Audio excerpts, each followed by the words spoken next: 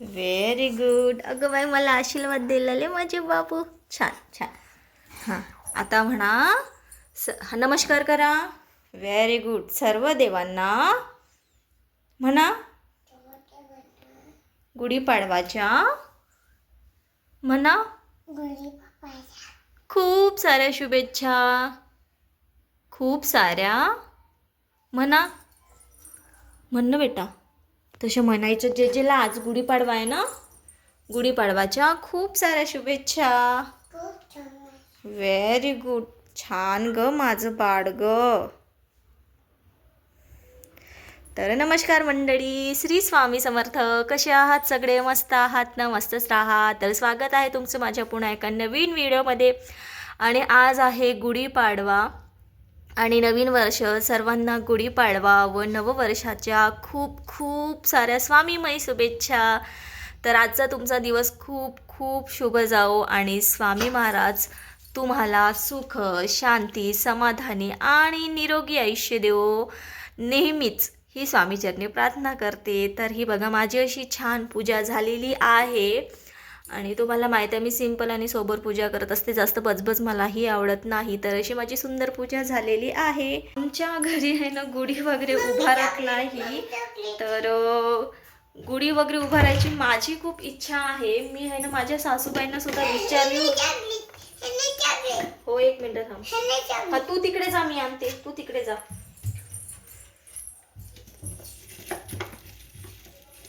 तिला आहे ना लपून चॉकलेट देते. चॉकलेट देणं चांगलं नाही, पण तिला रोजचं मी एकच देते कारण की लहान बाळ आहे, तिला समजत नाही म्हणून.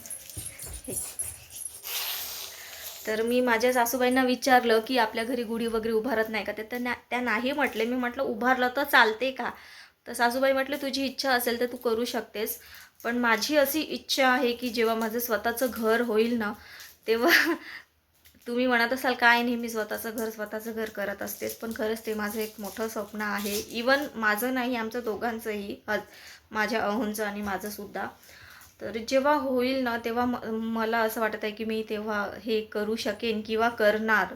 गुढी वगैरे उभारेन असं माझी इच्छा आहे. बघू स्वामींची काय इच्छा आहे ते. नक्कीच चांगलं होईल आमचं. तर प्रत्येकाचं स्वप्न असतं की स्वतःचं घर असावं, हक्काचं घर असावं, तसं आम्हालाही वाटते. फक्त फरक एवढा आहे की मी 10 बोलून दाखवते तुमच्यासमोर. तर असं तसंही तुम्ही माझे फ्रेंड्स आहात, तुमच्यासमोर बोलायला ऑकवर्ड मला काही वाटत नाही. तर असं पूजा वगैरे सगळी मस्त झाली आहे. तर अद्दू मंडळींना म्हणा गुढीपाडवाच्या गुढीपाडवाच्या खूप साऱ्या शुभेच्छा माझ्याकडून. श्री स्वामी समर्थ करा. नमस्कार करत. हा श्री स्वामी समर्थ. Very good. तर चला आता अहो गेले ड्युटीवर. अहोंना काही सुट्टी नाही. तर सगळी पूजा वगैरे आटोपलं. बाकीचा दिवस कसा जातो बघूयात. आणि आज गुरुवार सुद्धा आहे. तर पॉसिबल झालं तर मी सायंकाळी स्वामींच्या केंद्रात जायची अशी इच्छा आहे. बघूयात काय होतं. जर मी गेले तर थोडंफार तिथलंही तुम्हाला दाखवेन नक्कीच. तर चला आता अद्दूला वगैरे जेवण चारायचं आहे. तर मी अद्दूला आधी जेवण वगैरे चारून देते, मग तुम्हाला भेटते. तर मंडळी तुम्हाला सांगितलं होतं की स्वामी समर्थांच्या केंद्रात जाते, पण ते काही पॉसिबल झालंच नाही.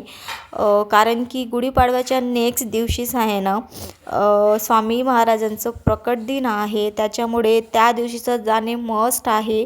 मी दरवर्षीच जात असते, म्हणून त्या दिवशी गुढीपाडव्याच्या दिवशी जाणं पॉसिबल झाले नाही. कारण की स्वामी समर्थांचं केंद्र आहे ना, मी जिथे राहते तिथून खूप लांब आहे. एकटीला जाणे पॉसिबल होत नाही. मी तुम्हाला नेहमी सांगत असते. हो ते सायंकाळला, पण नेक्स्ट दिवससुद्धा स्वामी समर्थ महाराजांचं प्रकट दिन होतं. तर नेक्स्ट डेला मला जायचंच होतं, म्हणून म्हटले की आपण त्या दिवशीच जाऊयात. त्यामुळे आहे ना गुढीपाडव्याच्या दिवशी जाणे मला पॉसिबल झाले नाही. कारण मी तुम्हाला सांगितलं होतं की जाते असं, मनात तर होतं जायचं, पण असं नेक्स्ट दिवस जायचं तसं ठरलंच होतं. तर असू दे म्हटलं. आणि नेक्स्ट दिवस गेल्यानंतर थोडंफार मी तुम्हाला तिथला दाखवते. याच्या आधीसुद्धा मी यवतमाळचा जो केंद्र आहे तो तुम्हाला मी शेअर केला आहे. तुम्ही नक्की बघा मागचे व्हिडिओ. जे कोणी माझे नवीन सबस्क्रायबर्स आहे त्यांना विनंती आहे, जे मागचे व्हिडिओ आहेत ना ते तुम्ही बघा, कसे वाटतात मला कॉमेंटमध्ये एकदा नक्की सांगा. तर गुढीपाडवाचा दिवस होता, सायंकाळची वेळ झाली होती. सायंकाळची सगळी पूजा आटोपली होती, पण स्वयंपाक आहे ना सकाळी तसं गोडाधोडाचं काही केलंच नव्हतं, कारण की आपला मराठी नववर्ष होता. न बनवण्याचं कारण हेच की अद्दूचं मामा आता घरी नाही आहे, तो गेला गावाला परत. अद्दू आणि मी घरी दोघेच होतो. अद्दूला सांभाळत जाऊन गोडाधोडाचं बाकीचं स्वयंपाक करणं मला पॉसिबल होत नव्हतं, कारण की अद्दू तुम्हाला माहीतच आहे ती काही जागेवर राहत नाही. तर अद्दू तुम्हाला माहीतच आहे कशी आहे ती त्याच्यामुळे. आणि अद्दूचे पप्पाही घरी नव्हते, ते गेले होते जॉबवर. तर मला पॉसिबलच झालं नाही, आणि एकटीसाठी काय गोडाधोडाचं बनवायचं. सायंकाळी ते परत येणारच होते, त्याच्यामुळे विचार केला की सायंकाळीच बनवूयात जे काही बनवायचं आहे ते. जास्त काही बनवलं नाही, पण थोडंफार सण आहे त्यामुळे मी आजचं मेनू तुम्हाला सांगते. मेनूमध्ये खूप सिम्पल मेनू होता आमचा. वरण होतं आणि दाल तडका होता. दाल तडका आम्हाला दोघांनाही खूप आवडते. बाकी भाजी वगैरे काही मी केली नाही एक्स्ट्रा. दाल तडका बनवलं, छान गरम गरम चपाती बनवली, भात बनवलं आणि भजे प्लस गुलाबजाम बनवले. तर तेवढंच मेनू होतं. बाकी काहीच असं जास्त केलं नाही, कारण की घरी दोघेच आहोत, त्याच्यामुळे जास्त तळणाचं होही नाही खात आणि मी सुद्धा खात नाही. आणि जास्त तळणाचं केलं की अद्दूसुद्धा मग खायला पाहते, म्हणून मी तिला जास्त तळणाचं तरी अवॉइड करते. मी खूप दिवसांनी मी आज भजे बनवले होते, तर अद्दूसुद्धा खाली भजे थोडेफार. तिला बाहेरचं, याच्या आधी मी तुम्हाला सांगितलं, तिला बाहेरचं भजे वगैरे आम्ही देत नाही. घरी बनवले, कदाचित बनवलं तर ते खाते ती. तर आज ती फर्स्ट टाईम मला वाटते ती भजे खाली असणार. अदरवाईज याच्या आधी मी तिला कधीच भजे दिलेले नाहीत, ना घरी ना बाहेर. बाहेर आम्हीच खात नाही जास्त तळणाचं, तर हिलाही मी जास्त देत नाही. तर इकडे बघा माझं जे भजीची रेसिपी आहे ना, ते म्हणजे बॅटर आहे ना, तेच तयारी वगैरे करत होती बॅटरची. तर बाकीचा तुम्हाला मेनू काय आहे मी ते सांगितलंच. तर असंच होता आजचा जो मेनू गुढीपाडवाचा, आणि असंच होता आजचा व्हिडिओ. तुम्हाला कसा वाटला मला कॉमेंटमध्ये एकदा नक्की सांगा. आणि हो, बाकीचं जे पूर्ण स्वयंपाक झाल्यानंतर जे तुम्हाला थाळी दाखवण्याचं मी विचार केलं होतं, पण ते मी दाखवलंच नाही, कारण की मला लक्षातच नव्हतं. अद्दूसोबत खेळता खेळता बाकीचा सगळा स्वयंपाक झाल्यानंतर आमचं जेवणही आटोपलं होतं, पण मला बिलकुल लक्षात नव्हतं तुम्हाला जे माझं गोडाधोडाचं म्हणजे जे काही मेनू केलं ते तुम्हाला दाखवायचं. तर हे बघा, इकडे माझी भजेची जो बॅटर आहे तो सुद्धा तयार झाला होता, आणि गरम गरम भजेसुद्धा काढले होते मी. तर ते सुद्धा तुम्हाला समोर दाखवलेच. भजे खरंच अप्रतिम झाले होते. तर कसा वाटला आजचा व्हिडिओ मला कॉमेंटमध्ये एकदा नक्की सांगा. भेटूया पुढच्या एका नवीन व्हिडिओमध्ये. पुढचा व्हिडिओ येणार आहे आपल्या स्वामी समर्थ महाराज प्रकट दिन सोहळा हा व्हिडिओ असणार आहे. तर या व्हिडिओला सुद्धा तुम्ही भरभरून प्रेम द्या.